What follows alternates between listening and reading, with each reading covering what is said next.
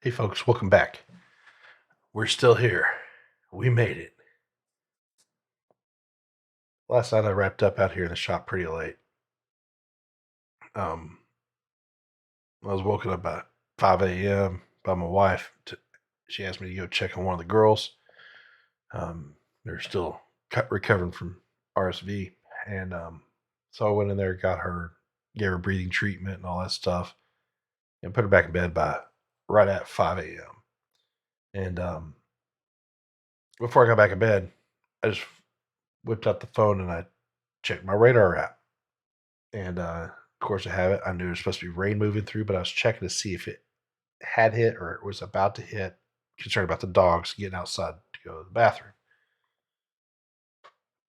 Look, I see this thin green line, like almost north south, way out in like Abilene, like West Texas. And it was just like the last frame, like it looked like a glitch. I watched it a couple times. And I was like, I think that's actually a squall line. Like, well, it'll probably take a couple hours to get here, so I just go to bed. Well, 6 a.m., our phones blow up. Weather service announcement. Boo, blow us out of bed. Tornado alert, seek cover. Wife smacking me. Got a tornado. She's from Maryland. So, still really new occurrence for her. And so, we go get the girls out of bed, take them straight to our shelter, which is my closet in the bathroom. One of those Texas style bathrooms. So, my closet is the interior one. It's got plumbing in the walls between a shower and a soaker tub, and other walls have a lot of stuff in them. So we have it just kind of already staged typically. Have some items in there for that. We keep those little shelf stable milks, get them like a 12 pack or whatever, and they stay forever. You don't have to refrigerate them. And those for the girls. Have some bottled water in there, some snacks, usually some lights and medical stuff.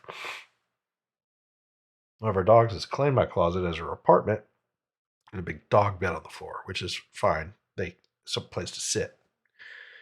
And so wife and the girls are just hunkered down there.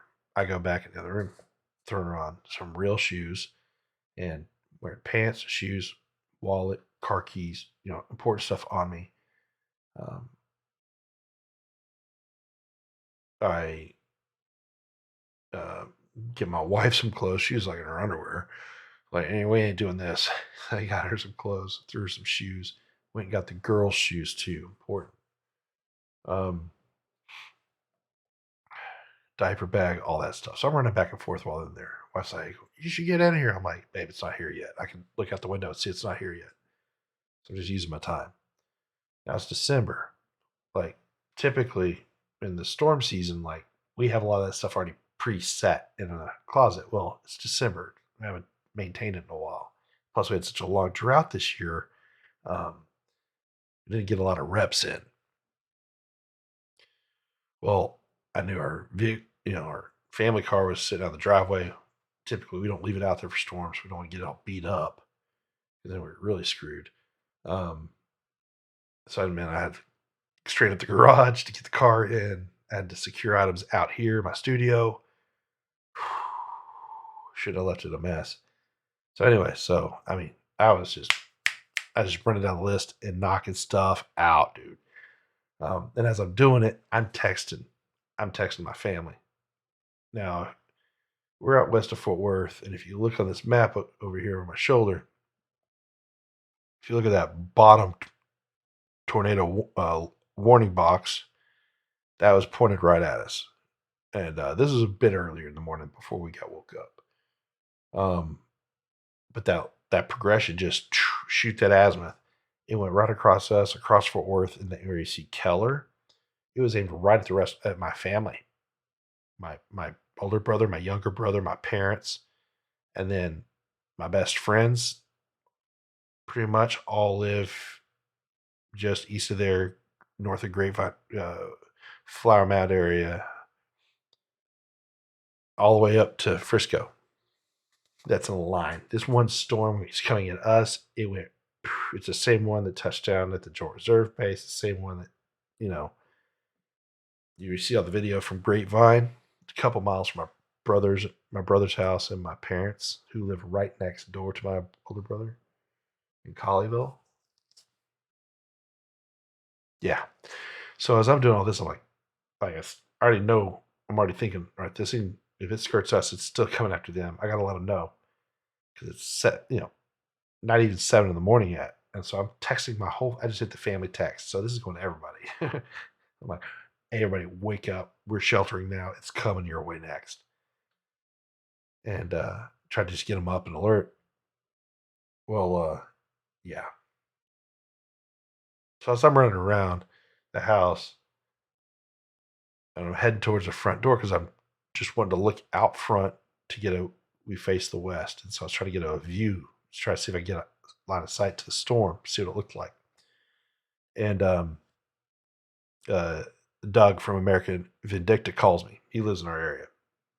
And he's like, dude, get up. I'm like, I'm up, I'm up, I'm up. and and he was under direct threat too, in the same line of storms. Different warning cell, or different area, but same storm. And so we were talking, and I'm looking at the front door, and a school bus drives past. I'm like, oh my God. He's like, what? I got a school bus just drove past, and this is coming down. Like, their school bus is picking up kids, and these storms are going to hit us. Like, holy crap. Well, turns out they got the alert, and the bus drivers just stopped picking up kids, tell kids, go back in your house and shelter. And then they went straight back to the schools with what kids they already had on board, just took them straight to the school to shelter there. Pretty good. We didn't get hit. We just got a bunch of rain. A lot of lightning. Obviously, the touchdown happened. There's one that was near us. And then there was a later touchdown right by the Joint Reserve Base at Fort Worth, Lockheed, and all that. Here, just east of there, and right past my family into Grapevine and on. Yeah. You're never out of season. It's December. We got out of practice and things didn't get put, we got used for other things and they get put back in that spot. And I could have saved a lot of time. I could have saved a lot of time and a lot of, not frustration, stress, energy, output. Probably could have taken care of some other things if I wasn't running around collecting objects, tools, whatnot. I mean, I picked up battery packs, put them in my pocket, charger for phones. I mean, it's just like, but end of it all, like I got the car in the garage, I got the things pushed out of the way, I got things in here secured in the safe and all that. But a lot of stuff didn't get secured that probably should have. In the garage, like I just kind of moved piles out of the way. It wasn't as organized as it typically is. And like if I needed a chainsaw, it would have been buried up. Buried up. uh any other extraction type tools. Um yeah, I would have had to, like, it would have been a huge working party just to get to the tools needed for an emergency type extraction or route clearance or anything like that. Um, yeah, these things happen, right? Um, maybe not everywhere in December, but it could have just as easily been somebody shooting out a transformer station, and now we're in the Stone Ages for a bit, or maybe not Stone Ages. And if you have your family defense plan, your home plan in place, it should be flexible enough and broad enough that it covers multiple things. Like you don't need winter coats right then and there, right? For a tornado, but there's some other things you could have there that would be just as useful in both climates, right? Locked up all my rifles except for one.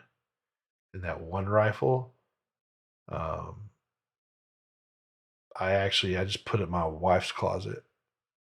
That was opposite of ours because I just didn't want it bouncing around with us in there if we got tossed. I was like, all right, everything in the safe, I could lose that all at once. This other one lonely gun will keep it separate from those in case I lose a safe, and I have this one nearby. All that crazy stuff to think about, man. But anyways, like that couldn't have happened at a worse time of day. Um, our girls were home from daycare, so we weren't in the process of taking them to daycare. We wouldn't have left that early, anyways. But it was good to see that like daycare ran their plan.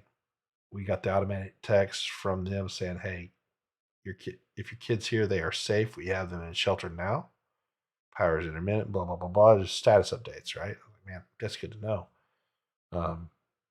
Because like that daycare was like really close to that damaged path along the highway. Um, mm, yeah, I'm glad people turned out all right with this. I heard there's some injuries. I haven't heard anything about fatalities. It's amazing if there weren't, because where it hit in Grand Prairie, not Grand Prairie, but Grapevine. If you've ever flown into DFW, which a lot of you probably have,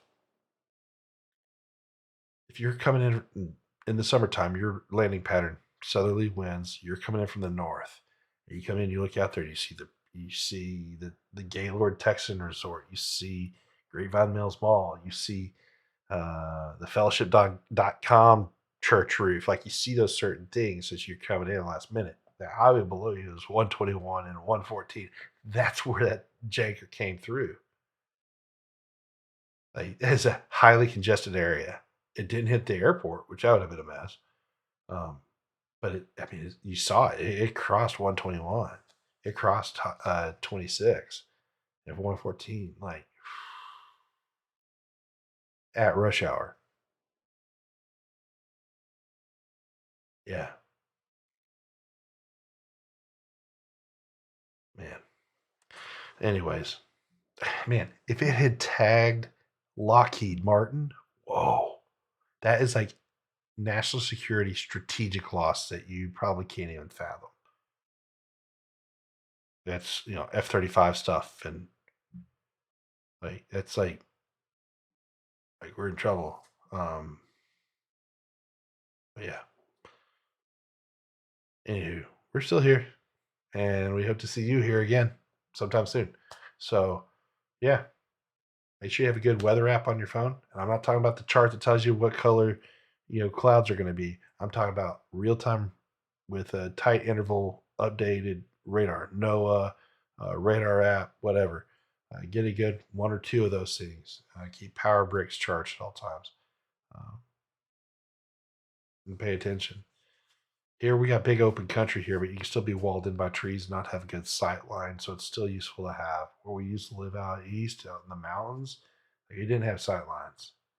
You'd hear thunder, like, "Ooh, are they blasting at a mine or a quarry? Better look. Oh no, we better get shelter. We're about to get hammered." Crest the hill. Yeah.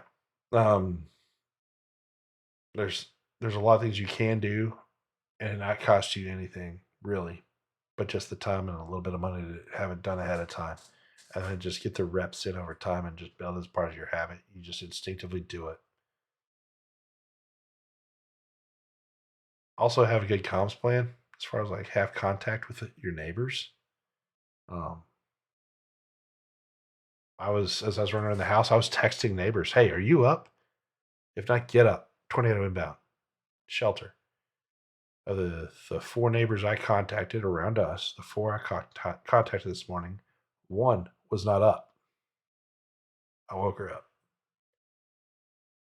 Um, yeah. Doug called me this morning. He was checking out for me, right? And then we're reporting back and forth to each other. And then immediately shifted focus once I knew where we were at, what was going on with us. I immediately looked downwind. Who's next in trouble? Who do I need to inform? I always push that information, and I was pushing it to my whole family. Hey, get up, look outside, see what's going on around you. It's shelter, um, and then friends too. So, anywho, everybody's okay. Hopefully, I'll see you all again soon. Hopefully, on a more cheery topic, and hopefully, I'm better prepared. I will be. Till then, thanks.